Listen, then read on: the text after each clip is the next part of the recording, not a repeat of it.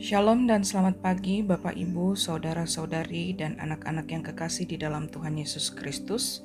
Syukur kepada Allah untuk setiap karunia-Nya bagi kita di pagi hari ini, sehingga kita boleh menikmati kasih dan anugerah Allah melalui hari baru yang Tuhan karuniakan. Sebelum kita melaksanakan segala aktivitas kita, mari kita bersehati di dalam doa, membaca Alkitab dan merenungkan firman Tuhan.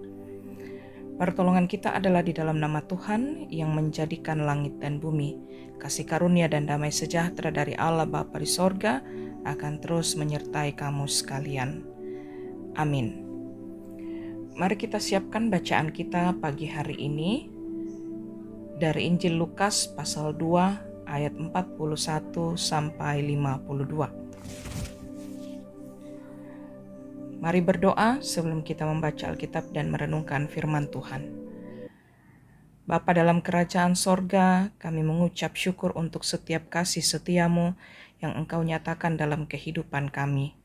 Di pagi hari ini, ketika kami telah sedia dengan berbagai agenda kami rindu pertama-tama bersama membaca Alkitab dan merenungkan firman-Mu, dan itulah yang akan menuntun kehidupan kami di sepanjang hari ini. Dalam kuasa Roh Kudus, kami percaya kami akan dimampukan mengerti dan melakukannya. Berfirmanlah ya Allah, kami telah sedia untuk mendengarkan. Kami berdoa hanya di dalam nama Yesus Kristus, itulah Tuhan dan Juru Selamat kami. Amin. Lukas pasal 2 ayat 41 sampai 52. Yesus pada umur 12 tahun dalam bait Allah. Tiap-tiap tahun orang tua Yesus pergi ke Yerusalem pada hari raya Paskah. Ketika Yesus telah berumur 12 tahun, pergilah mereka ke Yerusalem seperti yang lazim pada hari raya itu. Sehabis hari-hari perayaan itu, ketika mereka berjalan pulang, tinggallah Yesus di Yerusalem tanpa diketahui orang tuanya.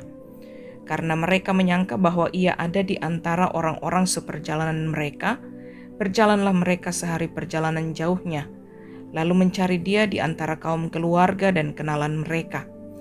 Karena mereka tidak menemukan dia, kembalilah mereka ke Yerusalem sambil terus mencari dia. Sesudah 3 hari, mereka menemukan dia dalam bait Allah.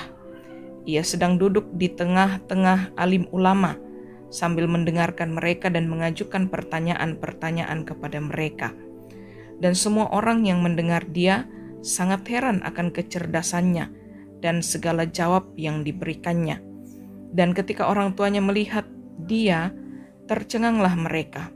Lalu kata ibunya kepadanya, "Nak, mengapakah engkau berbuat demikian terhadap kami? Bapamu dan aku dengan cemas mencari engkau." Jawabnya kepada mereka, "Mengapa kamu mencari aku? Tidakkah kamu tahu bahwa aku harus berada di dalam rumah Bapakku?" Tetapi mereka tidak mengerti apa yang dikatakannya kepada mereka.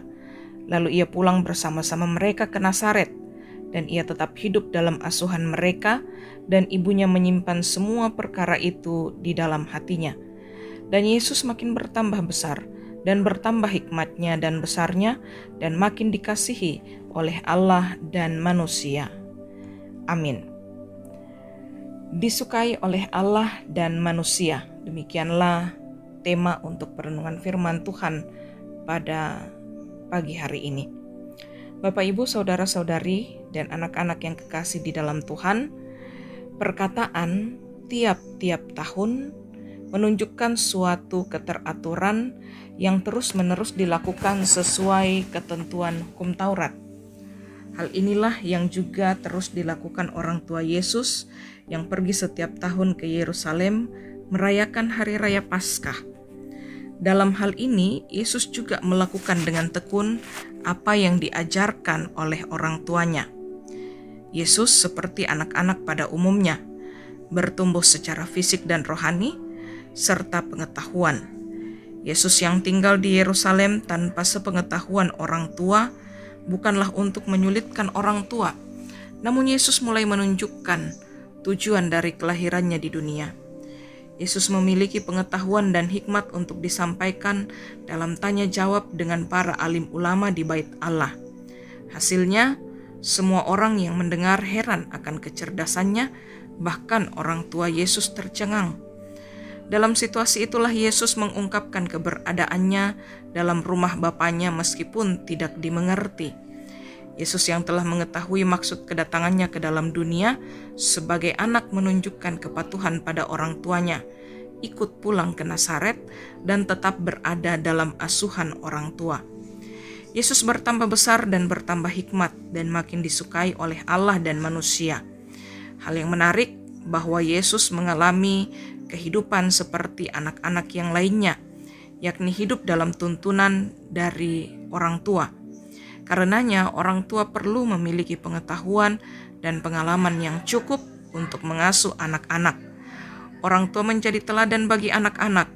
Ini tentu tantangan bagi orang tua yang mendorong orang tua untuk memperlengkapi diri melalui pembinaan yang dilaksanakan di gereja atau lembaga lain.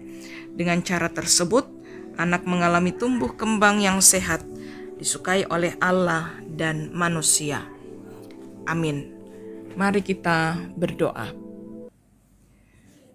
Kami terus rindu menyatakan kehidupan kami sebagai orang tua yang penuh teladan, agar anak-anak kami pun boleh bertumbuh dalam iman yang benar kepada Yesus Kristus Tuhan dan Juru Selamat. Tetapi tidak dapat kami pungkiri Tuhan, berbagai tantangan harus kami hadapi.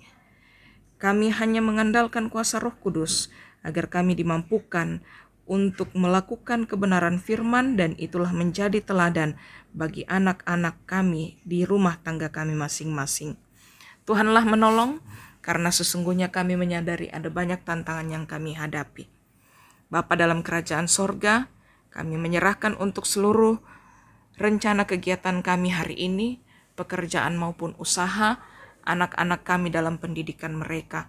Kiranya semua boleh kami jalani di dalam takut akan Tuhan. Kami berserah kepadamu, Engkaulah menuntun kami di sepanjang hari ini. Bapa dalam kerajaan sorga, kami berdoa bagi mereka yang sedang bergumul dalam sakit, dirawat di rumah maupun di rumah sakit. Nyatakan pemulihan yang sempurna bagi mereka Tuhan, dan keluarga-keluarga yang mendampingi pun boleh Tuhan tetap beri kesehatan. Mereka yang bergumul dalam duka cita, Tuhan teguhkan iman mereka untuk menantikan penghiburan yang sejati yang akan Tuhan nyatakan bagi mereka sekalian. Orang tua kami yang lanjut usia, peliharalah segala keberadaan hidup mereka, dan biarlah senantiasa bahwa kasih-Mu akan nyata dalam hidup masa tua mereka. Ini kami datang menyerahkan seluruh keberadaan diri kami. Nyatakanlah tuntunan-Mu Tuhan, dan biarlah hidup kami boleh menjadi berkat, menyatakan kasih, damai, dan sukacita dimanapun kami berada. Mohon ampun atas segala dosa kami berdoa hanya di dalam nama Yesus Kristus. Itulah Tuhan dan Juru Selamat kami yang hidup. Amin.